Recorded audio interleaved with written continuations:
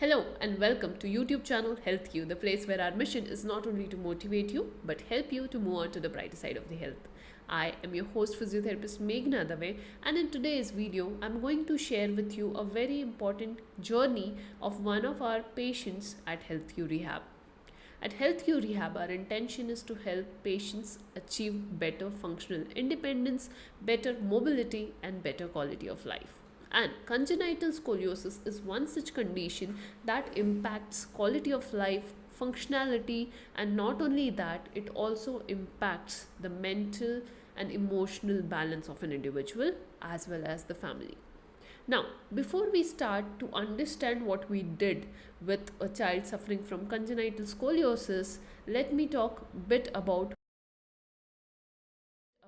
what exactly is congenital scoliosis. So, if we see this term congenital scoliosis, it has two parts, congenital and scoliosis. As the name suggests, congenital, it means since birth, and scoliosis means the S shape of the spine that we have from our neck to the tailbone region.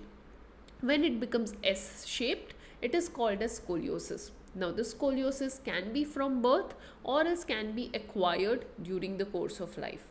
When a child is born with the scoliosis, at that time it is called as congenital scoliosis.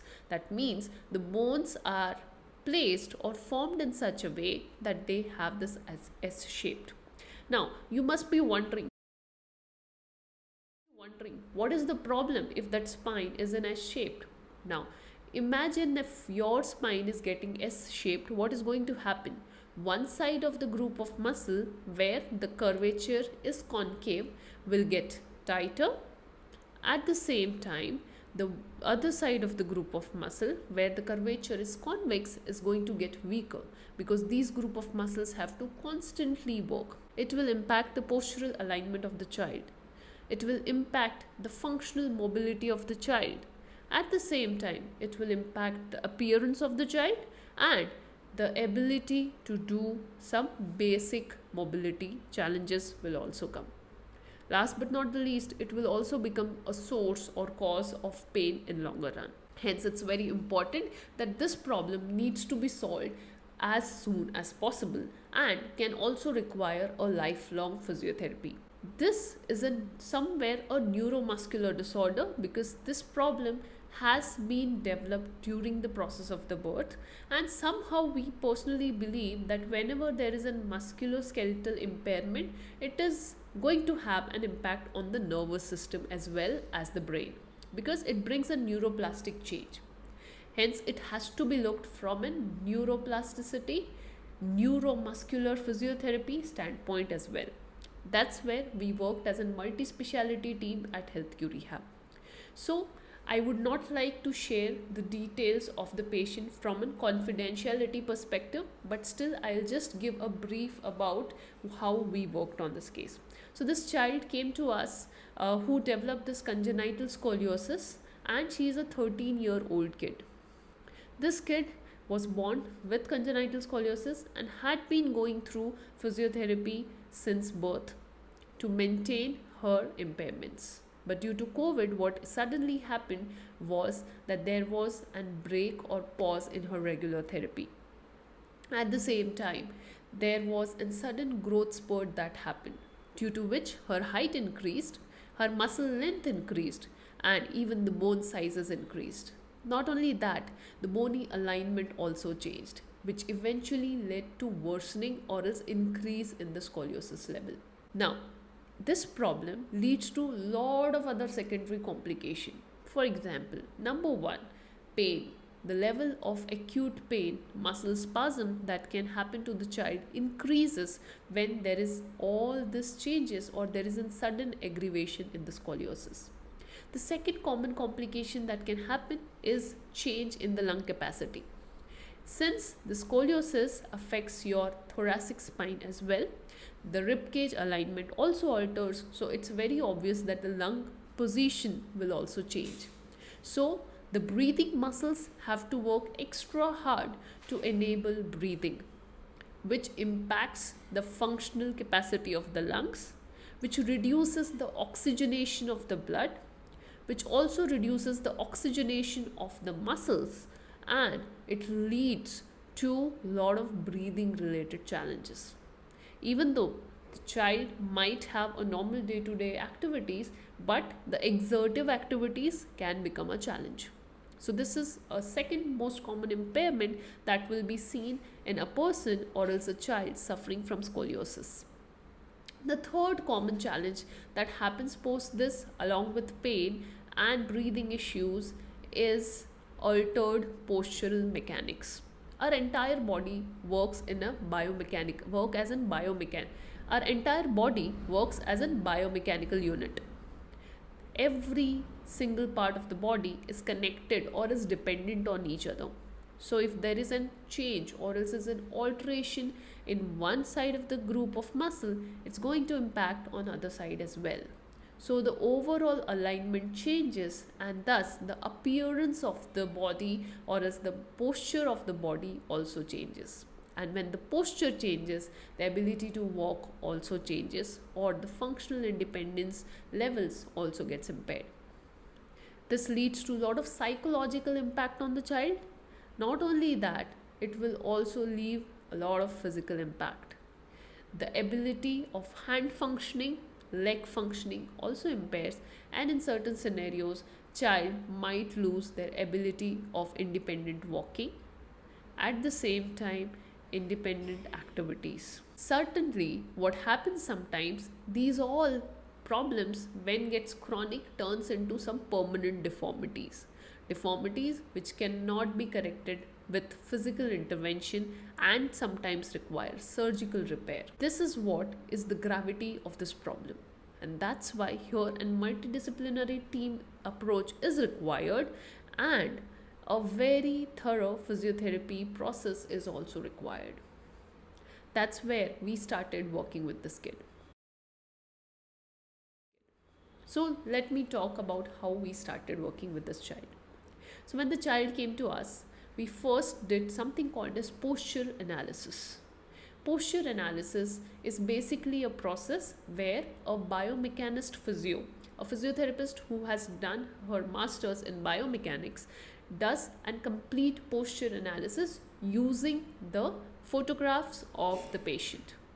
With the help of the photograph of the patient, we can identify all the postural deviation at different joint levels. We can also identify which group of muscles looks tighter, which group of muscles look weaker, and similarly we can start working on that. With the help of this posture analysis, at the same time with the help of a detailed assessment and history taking and understanding the functional abilities of the child, we can then start working on our goals. So once our assessment is done and once we had identified what are the common challenges that were present in the child, we set out our goal system.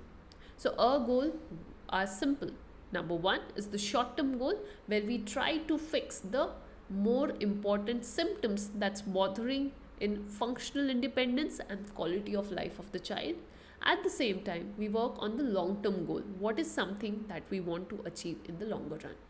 Majority of time, maintaining a good functional independence, maintaining the flexibility and the strength of the muscles that are available is the long-term goal for us when we are working in chronic cases. Unfortunately, in conditions like this, there is no cure. We aim to retain, maintain and achieve as much as functional independence, as much as functional mobility, as much as muscle flexibility and strength when we are working with cases. That's where we started working first on fixing the short-term goal, which was more related to the pain, the emotional challenges that the child was feeling and the discomforts that were there related to the pain. Here we also took help of assistive devices like scoliosis brace in order to attain the postural correction. So when we worked with the child, the plan was simple. We had to first work on the muscle relaxation aspect, where we work on all the spasms that the child was experiencing. The second segment that we were working on was on the posture correction or as posture maintenance. And the third segment that we were working on was progression. So when we started working on this, we again set up our timeline as 1 month, 2 month and 3 month. So in the first month, our major focus was on working on improving the symptom related challenges. Now breathing, pain and the psychological challenges, the motivation was the key factor. That's where our posture analysis, breathing exercises and recommending pain management devices like TENS helped.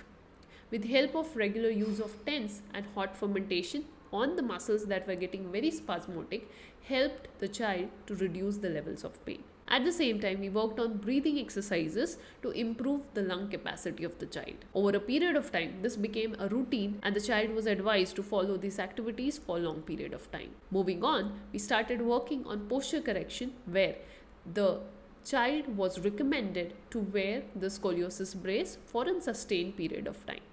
Now the challenges that comes with brace wearing is pain and the discomfort that comes along with it. And that's where pacing or giving a small bouts of wearing of braces and then having a free time helps. So we started with 2 hours stretch of timeline where the child has to wear the brace and then the child was allowed to be off brace post that and then try to wear it again. This helped to practice or else to allow the muscles to be in that corrected position for a stretched period of time, followed by which there was a rest time as well so that the discomfort can be reduced. And then we gradually moved on to the progression side where we worked on identifying what muscles were tight or what muscles were weak. The muscles that were tight, we worked on dynamic and static stretches. These stretches were then given on a progressive basis and then we started working on the movement part where we started something called as range of motion exercises in order to attain a range of motion abilities on the child, followed by which we also started gradually working in the last phase or as the third phase on the strengthening part, identifying the weak muscles and starting with some basic isometric exercises. With this method, what we were able to attain was a gradual shift in the ability of the child of achieving functional independence. So the goal was to retain, maintain functional independence, reduce the level of pain and reduce the level of discomfort that comes and thus improve the quality of life. Since this is an ongoing project, we are observing 2 to 3% improvement on a monthly basis since this is a chronic case. Ironically, the progress is slower but sustainable. That is the key when it comes to neuro rehab physiotherapy, and that's what we try to achieve at HealthQ Rehab. In future, we would also like to share these kind of more case studies. If you find this format interesting, if you would like to know how we deal with different types of conditions, feel free to put your condition name that you would like to hear about from us in the comment section below so that we can create a similar case study. And word of caution, this was a case study that we made based on our personal findings and based on the experience that we had working with the child. There's no intention here to reveal anybody's identity or to just glorify what we are working. The entire purpose of making this video is to educate you and help you understand that what is a condition specific physiotherapy that needs to be applied in a very progressive and structured manner, especially when we have to work with a chronic condition, for example scoliosis. I hope you like this video. If yes, make sure to like this video, share this video with your friends and family members or someone you believe would be helpful for, and do not forget to subscribe to HealthQ channel. I'll see you in another video. Thank you.